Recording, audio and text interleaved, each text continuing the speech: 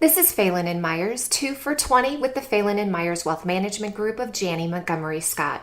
Janney, a member of FINRA, SIPC, and the New York Stock Exchange, maintains a presence in Duluth with their office at 6340 Sugarloaf Parkway, Suite 130 in Duluth, Georgia.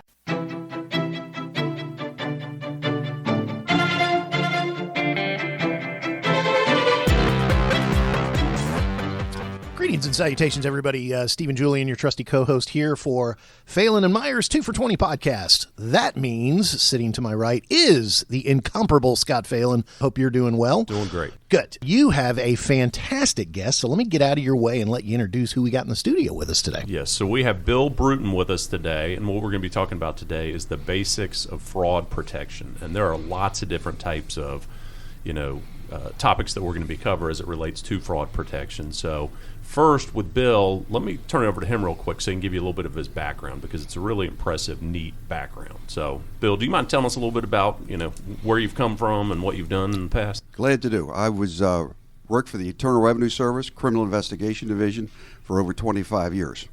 And I ended up in Atlanta in 1988 and started working illegal income cases and working a lot with the FBI and DEA, and retired in 1999. Okay. And you currently testify in court a lot. I've testified in court with, I've done it with Fulton County in several death penalty cases where I was working for the government trying to determine where the money came from to pay for the heinous acts. I've also worked for defense attorneys and testifying for their clients on where the money went and where it came from. Okay, I got you. So, like I mentioned in the intro, there's lots of different things that we can cover here. So, why don't we start with the basics? Things like guarding personal information, social security numbers, account numbers, stuff like that. Do you have any kind of pointers you would initially give us? I've talked to a lot of clients after they've gotten in trouble with somebody who has gotten their social security number, and it's relatively simple if you don't guard yourself. One of the things I always tell people is never use the word yes on a call that you didn't make. So if they call up and say, "Is this Bill Bruton?" you naturally would say yes. Right. But what I tell clients to do is this Bill Bruton? How may I help you? Because what they try and do is capture the word on a recording, yes. Then when they get you in some type of fraud situation, they play back a different question, and then you have the word yes, that I agreed to whatever you said. So if you never say the word yes, they can't use that against you. The other thing that they'll do is they'll try and get your social security number. And what I do is I ask the client, I says, well, you're calling from Medicare, for example. What information do you have? And they say, well, what's your date of birth? What information do you have? I never give out my date of birth or my address or my age or my social security number. I ask them what they have. And it's always interesting. I've gotten so many of those recently on Medicare that I finally had to switch phone numbers because I was getting these things 25 times in the morning from the same scam, same type of accent, and it's all coming from a spoofed phone number in this area. Would you? Some people might say, "Hey, just don't even answer any of those calls." Is that not necessarily the best advice because there are the occasional someone trying to reach you, or is it like nothing important happens over the phone that's legit? Sometimes you can get legitimate calls from the phone. For example, pharmacies will call you that you have prescriptions there. Scott Phelan may call me on my landline. That's a very legitimate call. And yes. and I'm very guarded when he calls. But I have an answering machine, and I try and listen to what the person says. Right. Most of the scam calls, they won't even leave a message. If you don't answer, they'll hang up.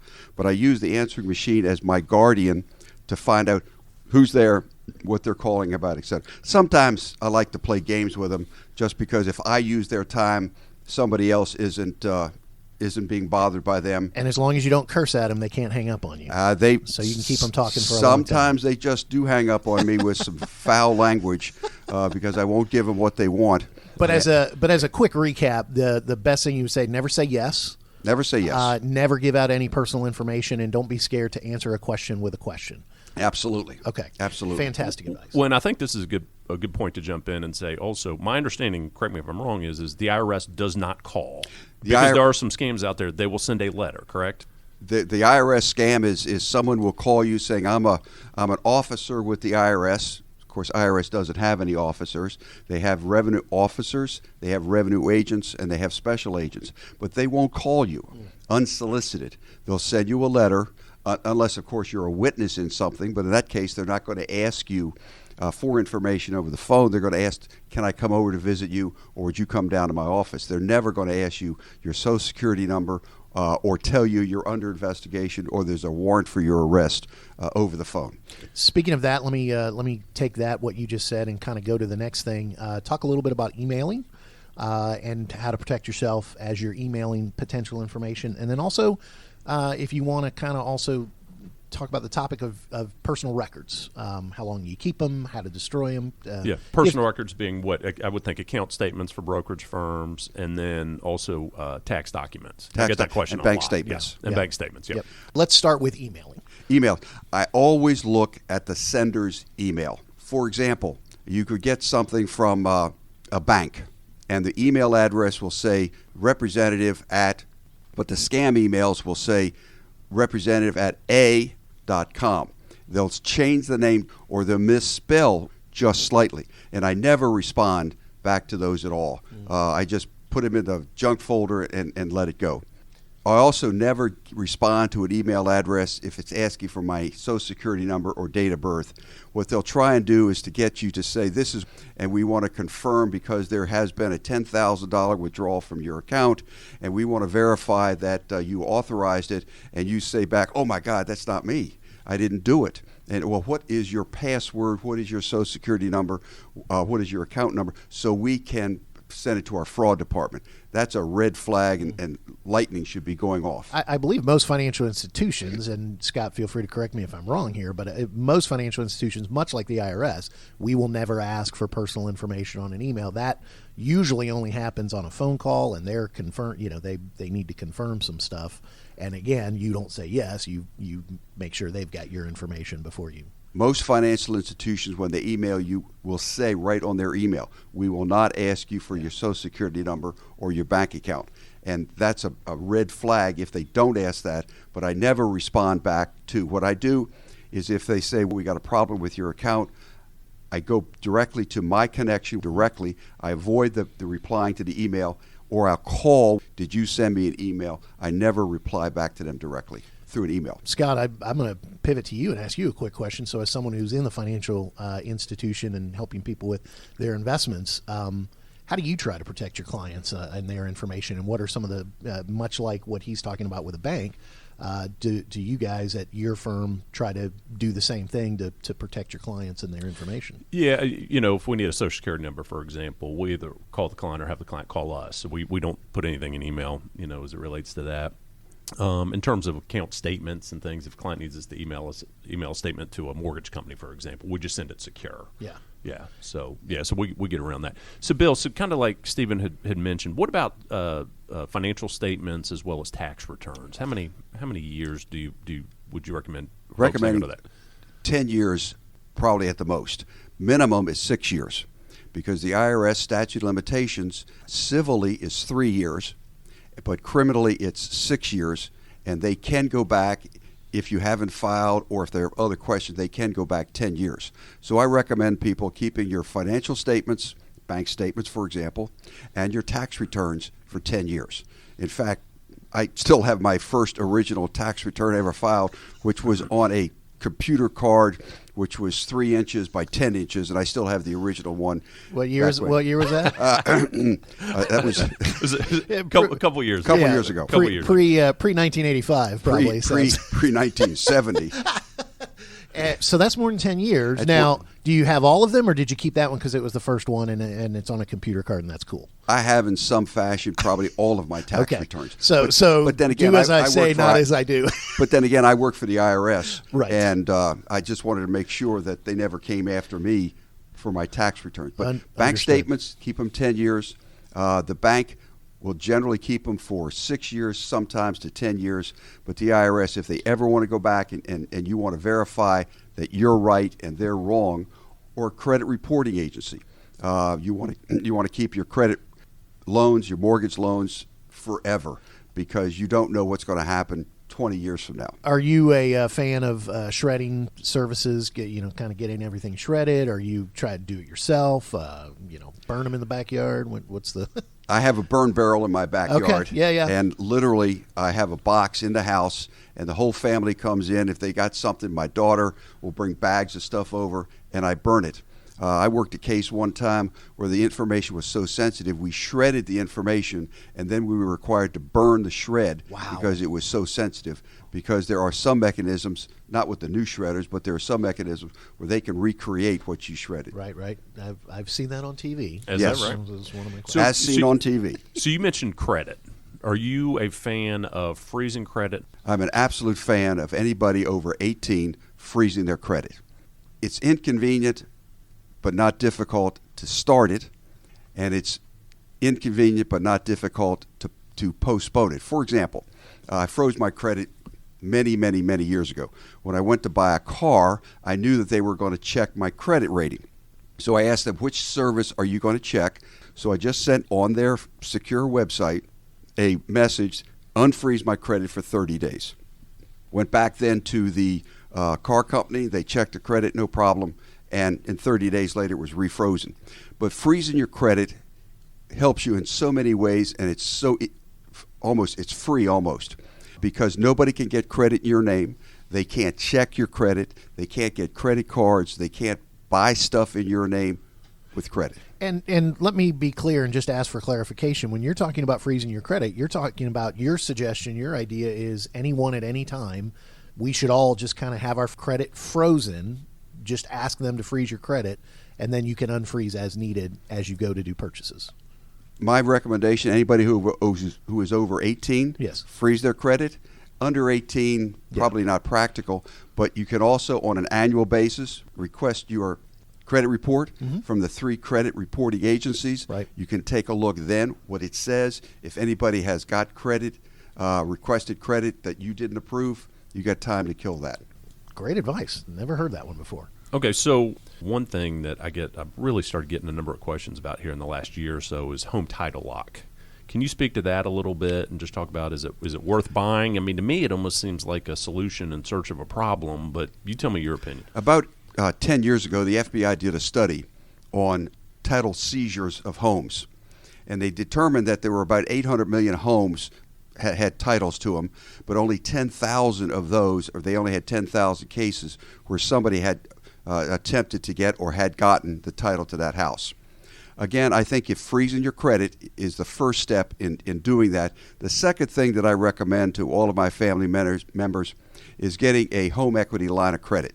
It costs a little bit to get it.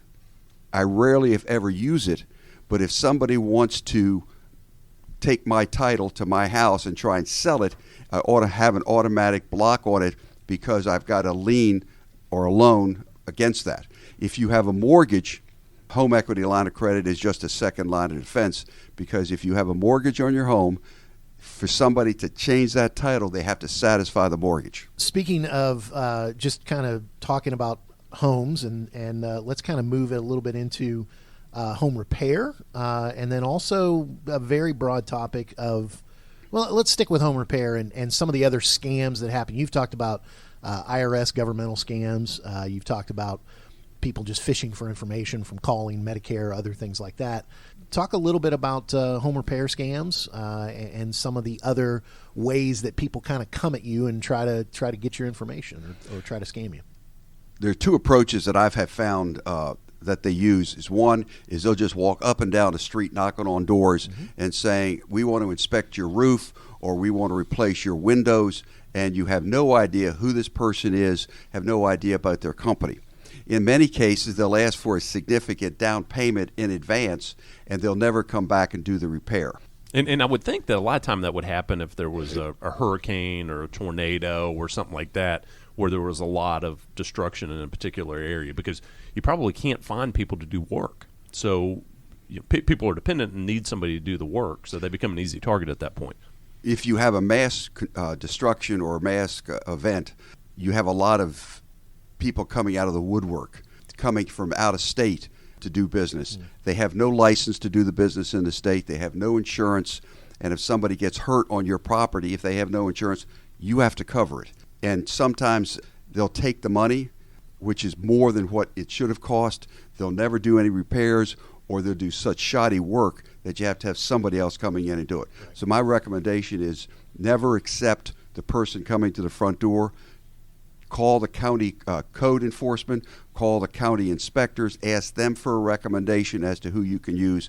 Going back to the county, they have the names of good people, and they will tell you who's a good person.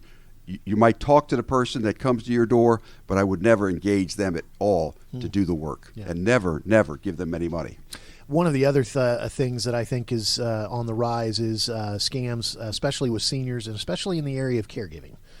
You mentioned Medicare and some of those kind of calls. What are some of the family and caregiver scams that you've heard about and try to help people with? The one that just tears me up is what I call the grandmother scam. Is they'll call up and they'll find out just from the answering of the phone that it's an elderly person, and they'll say, "Grandma, this is your grandson." "Oh, is this Jimmy?" "Yes, it's Jimmy." And they'll say, "Grandma, I'm in trouble. Could you send me $10,000 or $500 to get me out of jail, or I'm in the hospital or something?" And they'll send it, and they'll say, "Give it to me as a gift card. But what I want you to do, Grandma, is to read the number off the back of it. You don't have to send it to me. Just read the number off the back of it." Then they recreate it and go online and sell it. And the other scam that I've seen, even my own pastor has sent me an email. Actually, his email was scammed from him, and it says, "I'm in XYZ country, and I need some money. Could you send me some money?" Yeah. Of course, I always told my pastor, "Pastor, I sent you the money, and could you give it back to me?" And he says, "Oh my gosh, they did it again." But you never ever take an email or a phone call from somebody, and if you have an elderly parent or an elderly relative, see if you could convince them to help you help them, right, with their finances as a double check, and maybe have required signatures on their bank accounts or whatever. I thought you were going to tell the pastor, "I already gave on Sunday. I'm not giving you anything over email on Tuesday." So, sorry, a little church joke. So, Scott, as we kind of wrap up here, you wanted Bill to come in. Obviously, some great stories, and he's obviously helped with a lot of areas. What are you seeing in terms of fraud protection as you've been working with your clients? Yeah, the biggest thing with us is if somebody sends an email and says, "Hey, can you send me X amount of $10,000 to my bank account? I need to put a down payment on a car," as an example. We just verbally confirm everything. So Right. we don't do anything via email as it relates to that. Phishing, talking to clients, phishing scams sometimes, I see that some. I get questions a lot about how long do you hang on to statements and tax returns. I'm glad, Bill, 10 years. That was a little bit longer than I realized. So I'm glad that we've got that information. We've hit on a lot today. I think we've covered pretty much everything. Is there anything, Bill, on your end that you've seen out there that we should throw in before we wrap this up? I just want to reconfirm what Scott does. When I've called Scott or sent him an email saying, move X number of dollars from one account to another account, or send it to my sister, he always calls me. Yeah. If I say sell this stock, he always calls me. Right.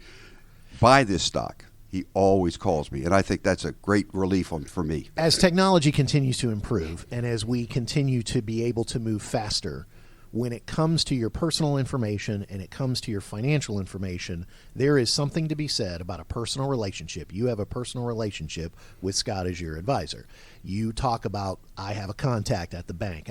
Having contacts around your money and around your personal information, slow down. Take your time. Don't do anything foolish or quickly. That sounds like the advice I feel like you've been giving us. Absolutely, and I agree with everything. Yes. Yeah, fantastic. Bill Bruton, thank you so much for being here. Scott booked a great guest. And thank you, Bill. That was excellent. Yeah, and thank you for allowing me to co-host with you. So for our guest, Bill Bruton, and for Scott Phelan, this is Stephen Julian saying we'll catch you next time on Phelan and Myers, 2 for 20.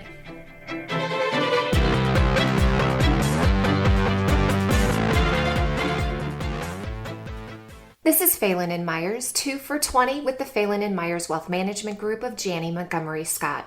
Janney, a member of FINRA, SIPC, and the New York Stock Exchange, maintains a presence in Duluth with their office at 6340 Sugarloaf Parkway, Suite 130 in Duluth, Georgia. The information provided here is taken from sources which we believe to be reliable, but the accuracy and completeness of such information is not guaranteed by us.